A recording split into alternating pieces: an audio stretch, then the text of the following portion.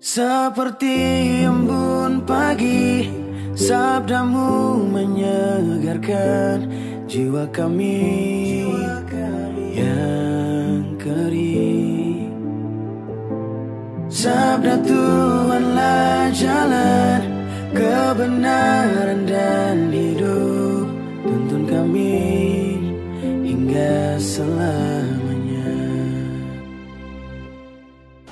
Maria menyimpan segala perkara itu di dalam hatinya.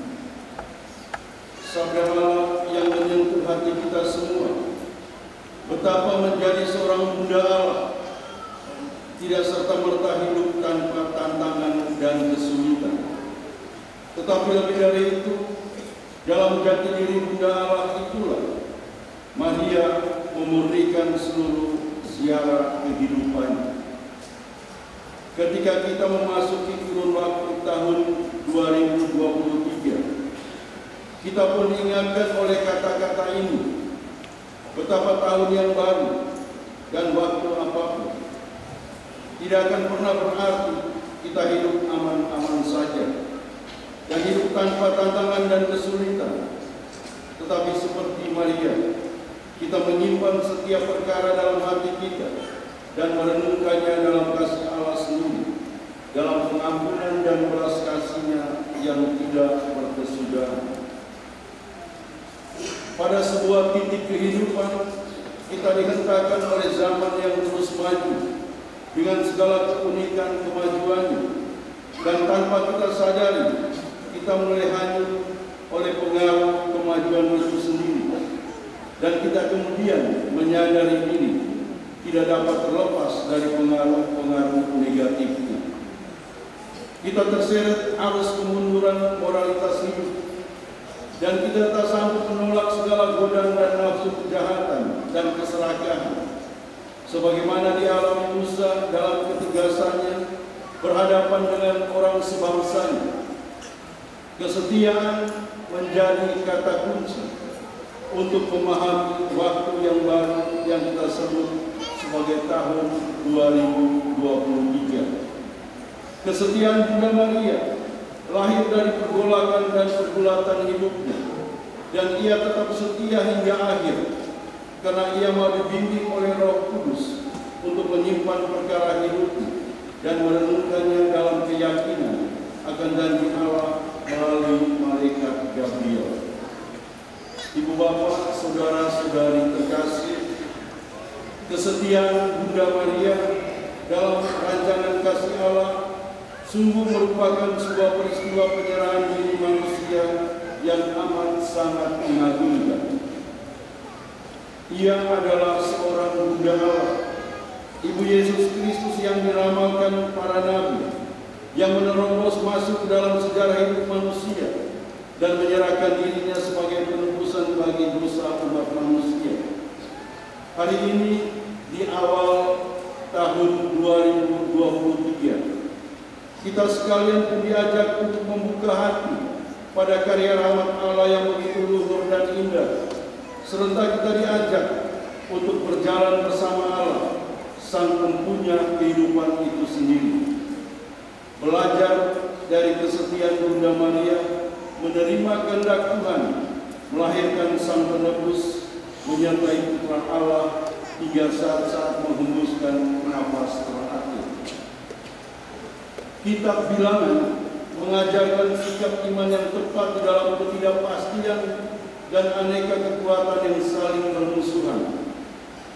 Latar belakang tulisan ini, Kitab Bilangan, adalah perjalanan umat Israel yang panjang keluar dari Mesir menuju tanah Kanaan yang dijanjikan.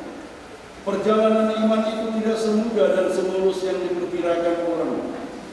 Ketika umat Israel malah menemukan begitu banyak kesulitan dan tantangan di padang gurun, mereka mulai putus asa, bingung dan marah. Mengapa Musa harus membawa kami keluar dari Mesir dan tidak membiarkan kami tetap tinggal di Mesir? Meskipun kami terjajah di sana, namun kami masih bisa hidup dan tidak seletih ini. Demikian ungkapan umat Israel. Maka Allah meminta Musa melalui Harun menyampaikan berkat-Nya bagi umat dan akan memberikan damai sejahtera. Kisah perjalanan keluar dari Mesir ini adalah juga kisah perjalanan iman kita. Ada dua hal penting yang bisa kita petik dari kisah ini. Pertama, zona nyaman dan mapan membuat manusia hidup dalam bentuk hidup status quo. Berani keluar dari kemapanan bukanlah hal yang mudah, karena kemapanan dan kenyamanan justru yang dirindukan dan dikejar-kejar oleh manusia. Ziarah di padang gurun menjadi tanda sikap iman yang sejati, yakni senantiasa berharap dan berpasrah kepada Allah. Allah sendirilah sumber keamanan bagi kita. Kedua, berziarah tanpa menindas dan melecehkan sesama manusia. Ziarah hidup kita bukanlah sebuah ziarah untuk saling mengalahkan, apalagi untuk saling menyingkirkan. Aneka perbedaan bukanlah menjadi alasan untuk memusuhi dan menindas. Aneka perbedaan dijadikan sebagai kekayaan untuk berjalan bersama-sama. Saudara-saudari, dalam kepasrahan umat Israel itulah Allah menjanjikan seorang penebus yang masuk kurun waktu sejarah, serentak membebaskan umat manusia seluruhnya dari kutukan kegelapan. Santo Paulus dalam suratnya kepada umat Galatia memuji kesetiaan Bunda Maria serentak mengamini karya kasih Allah sebagai seorang Aba ya Bapa. Santo Paulus yakin betapa di dalam keraguan dan kelemahan manusia Allah tetap membuka jalan dan cara yang tepat untuk memancarkan karya keselamatan. Maria diangkat menjadi Bunda Allah bukan karena kehebatannya, melainkan karena kesetiaan pada kehendak Tuhan. Aku ini hamba Tuhan, terjadilah padaku menurut perkataan-Mu. Kita kini memasuki kurun waktu sejarah bernama 2023, dan sikap iman Paulus dan Bunda Maria mengajak kita untuk menghayati dan memperjuangkan tiga hal ini. Pertama, membuka hati pada rencana dan karya Allah dalam hidup kita setiap hari. Yang biasa-biasa, namun kita menjalaninya dengan hati yang luar biasa. Kita mungkin saja selalu mengeluh dan mengeluh dengan keadaan kita yang serba terbatas.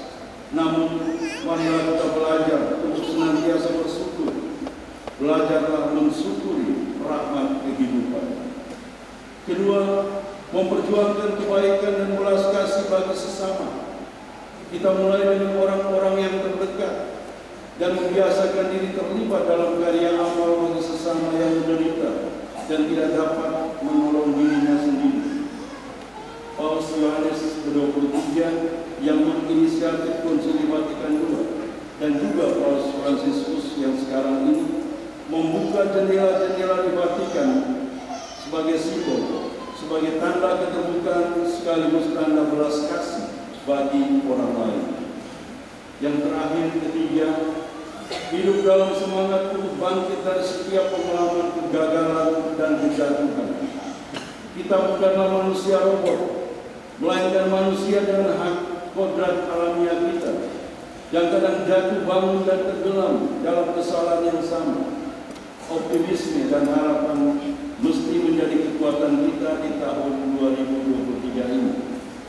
Semoga Tuhan memberkati kita di tahun yang baru ini, dan dalam semangat sinodal kita terus bergerak dan bertolak ke tempat yang dalam, menjadi komunitas perjuangan untuk merawat dan mempertahankan nafas kehidupan dunia kita yang seringkali terbelenggu oleh banalitas kematian.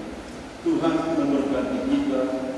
Amin. Seperti embun pagi, sabdamu menyegarkan jiwa kami.